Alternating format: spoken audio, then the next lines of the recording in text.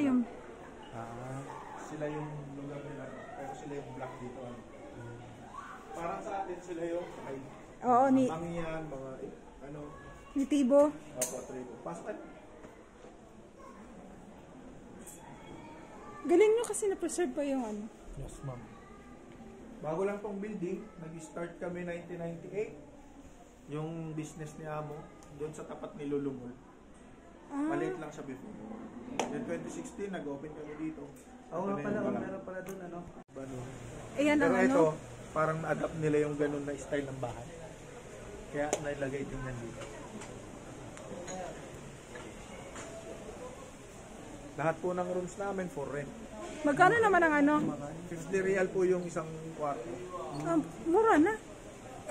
Nagagalit sa Saudi doon. Miss Dulce ng Aramco, dito siya lagi nagbubuksan kayo. Pag yung may mga ano yung department nila, may mga meeting. Parang sa Rabia lang dito. Oo.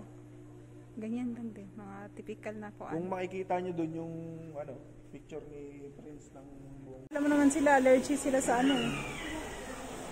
Oh, nice. Mga sanay na rin sila sa akin. Mas wahid, Sadik. Ilang years ka na dito, Kabayan? 4 na po. Oh, galing mo na mag-ano ah.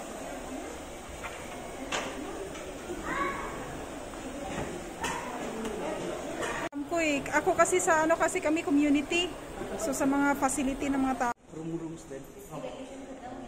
Pero soon, yung open namin yan, kabila, seafood restaurant. Ay, galing. Galing.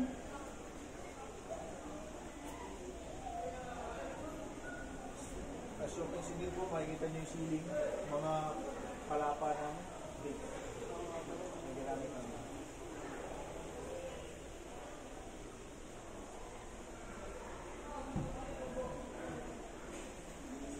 Ticket ka ron, huwag nyo tatapon ha, kasi magagamit po.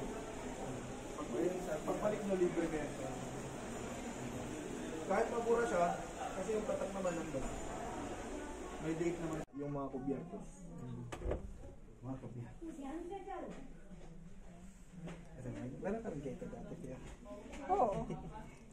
Makunat na. Bumagana pa hindi na. Bumagana yun. Kahit po yung mga ito speaker. Kasi sabi niyo 27 kalahati. Ha? 27 kalahati kabsa. Pwede na. Selfie kasi busy ka. Picture na ako. O dyan po, dyan po. Amen.